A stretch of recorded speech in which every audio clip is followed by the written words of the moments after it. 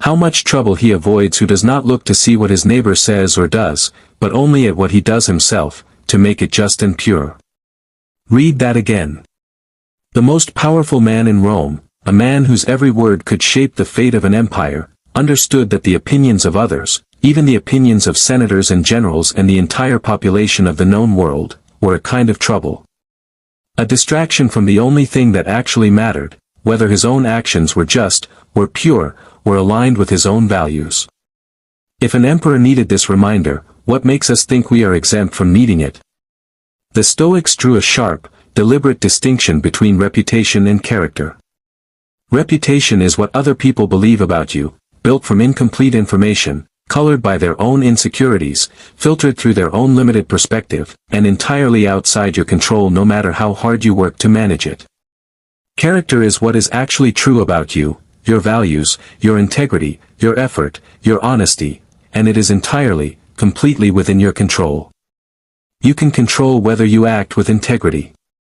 You cannot control whether someone, somewhere, decides to misread that integrity as arrogance, or weakness, or strangeness, or anything else their own lens happens to project onto you.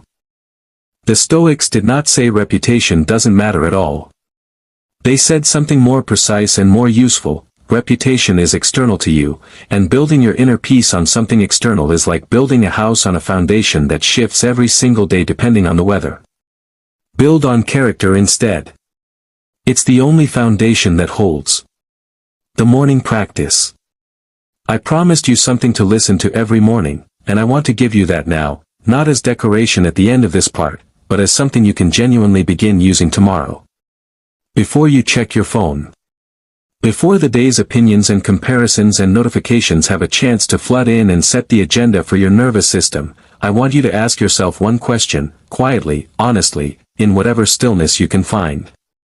If no one were watching today, what would I actually do? Not what would you do if you were trying to impress someone. Not what would you do if you were trying to avoid someone's disapproval.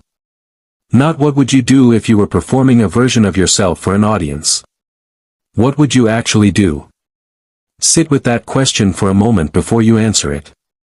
Let it surface the truth that's usually buried beneath layers of should and what if they and people will think.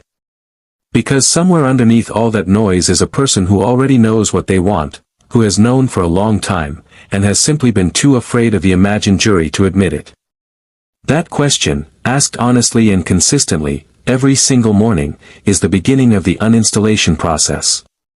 It will not undo a lifetime of conditioning in a single day.